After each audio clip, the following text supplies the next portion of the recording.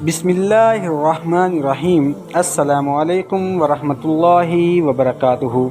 नाज़रीन कराम, एक दफ़ा सुल्तान सलाहुद्दीन अय्यूबी को एक खसूसी जासूस ने बताया कि हजूर दमिश्क शहर का सबसे बड़ा काजी समरुल कंद, जो कि बंतूश कबीले का सरदार है, अपनी बीवी को तलाक दे रहा है। और इसमें अजीब बात यह है कि काजी समरुल कंद ने अदालत में ऐलान किया है कि वो अपनी अदालत में सबके सामने अपनी बीवी को तलाक दे देगा। ये सुनकर सुल्तान सलाहुद्दीन अय्यूबी बड़ा हैरान हुआ कि काजी समर 60 साल की उम्र में अपनी 50 साला बूढ़ी खातून को तलाक क्यों दे रहा है। हैरानी की बात यह थी कि काजी समरुल कंद ने अपनी खातून से निकाह करने के लिए बहुत सी मुश्किलात, हत्ता कि अपनी जान को जोखों पर भी डाला था, क्योंकि ये काजी समरुल कंद की खातून कोका खातून एक कबीले के सरदार की बेटी थी, और इस कबीले के सरदार की काजी समरुल कंद के वालिद के कबीले के सरदार के साथ दुश्मनी चल रही थी। और हत्ता कि काजी समरुल कंद अपनी बीवी से इतनी मोहब्बत करता था कि इस पर बहुत से मौरखीन ने इसकी ज़िंदगी में होने वाले वाक़यात पर किताब भी लिख चुके हैं, और सुल्तान भी इस किताब को पढ़ चुका था।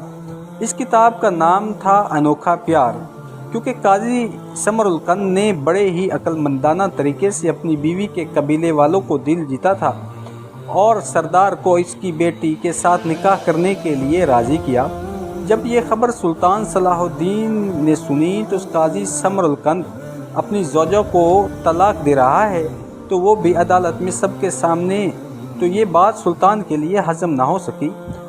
और दोस्तों, आपको यहाँ बताते चलें कि काजी समर नवाब नजमुद्दीन अय्यूब का करीबी दोस्त था, और नजमुद्दीन अय्यूब सुल्तान सलाहुद्दीन अय्यूबी का वालिद था। इसलिए सुल्तान सलाहुद्दीन अय्यूबी रहमतुल्लाह अलैह का काजी समरुल कंद के साथ खासा लगाव था। जब यह खबर पूरे दमिश्क शहर में फैल गई तो सुल्तान सलाहुद्दीन अय्यूबी ने एक कासिद भेजा और हुक्म दिया कि काजी साहब को जाकर कह दो कि सुल्तान सलाहुद्दीन अय्यूबी के दरबार में हाजिर हो। कासिद पैगाम लेकर दमिश्क शहर में काजी समरुल कंद के पास पहुंचा। चंद दिनों के बाद काजी साहब कासिद के साथ वहां सुल्तान सलाहुद्दीन अय्यूबी के सामने पेश हुआ। सुल्तान सलाहुद्दीन अय्यूबी ने इसको अपने कमरे में ले करके गए और कहा, काजी साहब, हम आपको अपने दरबार में खुश आमदीद कहते हैं, लेकिन एक बात जो पूरे दमिश्क शहर में फैल चुकी है वो मुझे हज़म बिल्कुल नहीं हुई कि क्या आप अपनी ज़ौजा को इस उम्र में तलाक देने के बारे में ऐलान कर चुके हैं। काजी साहब कहने लगे, जी हाँ सुल्तान मुअज़्ज़म, आपने दुरुस्त सुना। फिर सुल्तान ने कहा कि हैरानगी की बात मेरे लिए ये थी कि आपने ऐलान किया कि मैं बड़ी अदालत के सामने अपनी ज़ौजा को तलाक दूंगा। आखिर ऐसी क्या वजह पेश आई? आखिर तुम्हारी बीवी से ऐसा क्या गुनाह सरज़द हुआ कि तुमने इस उम्र में तलाक देने का फ़ैसला किया? तो काजी साहब बड़ी बेदर्दी से रोने लगे और इसकी आंखों से आंसू जारी हो गए, और फिर वो टूटे फूटे अल्फाज में कहने लगा, सुल्तान मुअज़्ज़म, मेरी बीवी जो कि एक कबीले की सरदार की बेटी थी, इसके साथ साथ वो एक अच्छी तबीब भी थी। जब कभी भी कोई कबीले में कोई सिपाही ज़ख्मी होता या कोई कबीले का आदमी ज़ख्मी होता तो मेरी ज़ौजा इसका इलाज करती। आज तक मैंने अपनी ज़ौजा से कभी कोई शिकायत नहीं सुनी। हर वक्त उसने अल्लाह का शुक्र अदा किया और मेरी भी खिदमत की। लेकिन पिछले एक माह के दौरान मेरी बीवी की हरकत बड़ी अजीब व गरीब और मशकूक थी। मैं बड़ा हैरान होता कि आखिर इसका क्या हो गया है। वो हर दूसरे तीसरे दिन कबीले से बाहर चली जाती। पूछने पर बताती कि मैं जड़ी बूटियाँ लेने के लिए जा रही हूँ, लेकिन जब वापस आती तो इसके पास एक कीमती घोड़ा होता और इसके साथ अपना घोड़ा भी वापस लेकर के आती, और पूछता तो कहती ये मुझे जंगल से मिला है। कभी कभार जब वो वापस आती तो वो मेरी नज़रों के सामने आती। कभी कभार मैं अदालत में मौजूद होता तो वो जंगल में जाती, और जड़ी बूटियों के बहाने जब वापस आती तो इसके साथ बहुत कीमती घोड़ा होता। इस घोड़े को देखकर मुझे पता चल जाता कि ये कोई घोड़ा आम घोड़ा नहीं। ऐसे घोड़े तो बड़े बड़े बादशाहों या इनके कमांदारों के पास हुआ करते हैं, लेकिन मेरी बीवी को ऐसे कैसे जंगल में घोड़ा मिल जाता है। वक्त गुजरता चला गया और मेरा शक बढ़ता चला गया। ایک دن میں عدالت سے واپس لوٹ رہا تھا کہ ابھی قبیلے سے دور تھا کہ مجھے سپاہیوں نے خبر دی، حضور آپ کی زوجہ پھر جنگل میں اکیلی جڑی بوٹیاں لینے کے لیے چلی گئی ہے۔ اس کے بعد میں نے اپنے سپاہیوں کو قبیلے بھیج دیا اور خود اپنی بیوی کا تعاقب کرنے کے لیے اس کے پیچھے چلا گیا۔ جب میں اس کا تعاقب کر رہا تھا تو میری بیوی ایک گھنے جنگل کے اندر گئی، اور گھنے جنگل کے جانے کے بعد اس کا گھوڑا ایک غار کے سامنے جا کر کے رک گیا۔ میں سمجھا کہ شاید میری بیوی کوئی جڑی بوٹیاں لینے کے لیے آئی ہے۔ میں اس کا چھپ کر تعاقب کر رہا تھا۔ میری بیوی گھوڑے سے اتری اور سیدھا اس غار میں چلی گئی۔ جب میں غار کے دہانے پر گیا تو کیونکہ مجھے حیرانی ہوئی کہ میری بیوی آخر غار میں کیا کرنے گئی ہے۔ غار کے اندر تو نہ کوئی جڑی بوٹیاں ہوتی ہیں اور نہ کوئی دوا، تو پھر غار کے اندر جانے کا مقصد کیا ہے؟ قاضی صاحب نے کہا، سلطان معظم، میں غار کے دہانے پر گیا تو جب میں نے غار کے اندر دیکھا تو دیکھ کر میرے پاؤں تلے زمین نکل گئی۔ میں نے دیکھا کہ ایک بہت ہی خوبصورت حسین و جمیل خاتون جو کہ زخمی حالت میں موجود ہے اور اندر جا کر میری زوجہ اس کا علاج کر رہی ہے۔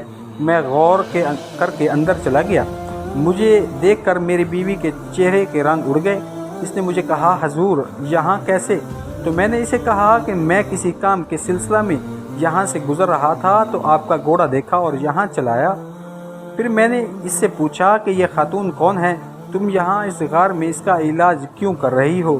اور اتنے میں غار کے اندر بہت سارے سپاہی آ گئے، اچھے لباس میں ملبوس تھے، جو کسی پڑوسی بادشاہ کے سپاہی لگتے تھے۔ میری خاتون نے بتایا کہ یہ ہمارے پڑوسی بادشاہ کی ملکہ ہے، اور شکار کرتے کرتے ان پر اچانک دشمنوں نے حملہ کر دیا، جس کی وجہ سے یہ زخمی ہو گئی، اور ابھی تک دشمن اس کے تعاقب میں ہیں، اور زخمی حالت میں ملکہ کو اپنے واپس محل میں لے جانا اس کے لیے ناممکن تھا، اور اس کا علاج بھی کرنا ضروری تھا۔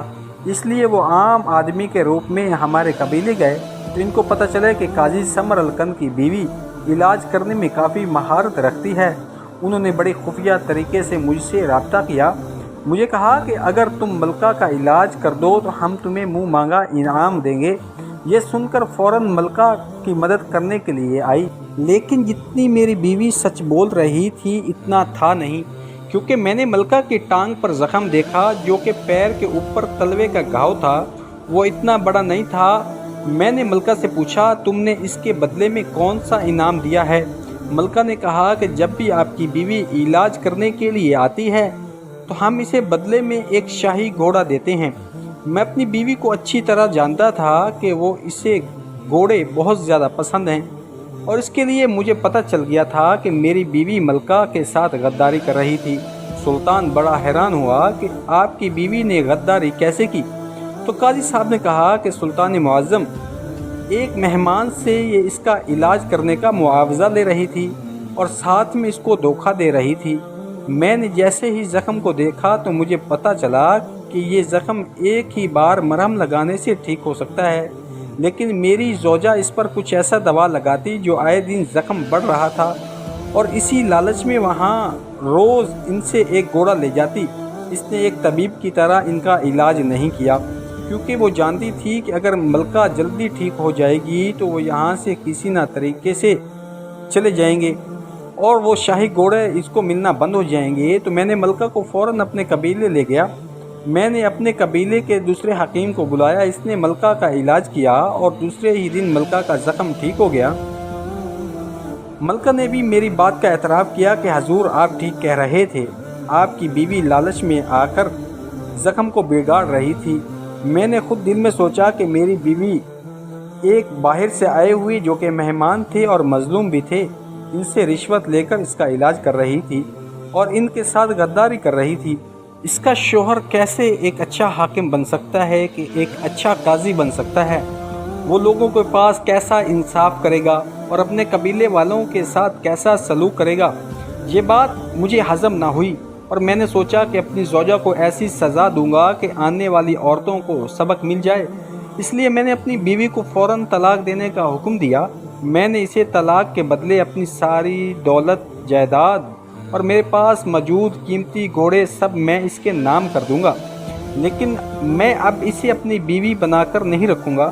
یہ سن کر سلطان صلاح الدین ایوبی نے اس کی بیوی کو قاصد بھیج کر اپنے پاس بلایا اور کہا قاضی صاحب سچ کہہ رہا ہے۔ تو یہ دیکھ کر اس کی بیوی رونے لگی اور کہا سلطان معظم مجھ سے بہت بڑی غلطی ہو گئی، آپ ہی قاضی صاحب کو سمجھائیں کہ یہ اپنا فیصلہ واپس لے لیں۔ تو قاضی صاحب نے کہا کہ میں نے کبھی اپنا فیصلہ واپس نہیں لیا، لہٰذا میں اپنے فیصلے پر عمل درآمد کروں گا۔ لہٰذا قاضی صاحب کے الفاظ سن کر سلطان نے کہا کہ جب ایک انسان اپنے گناہوں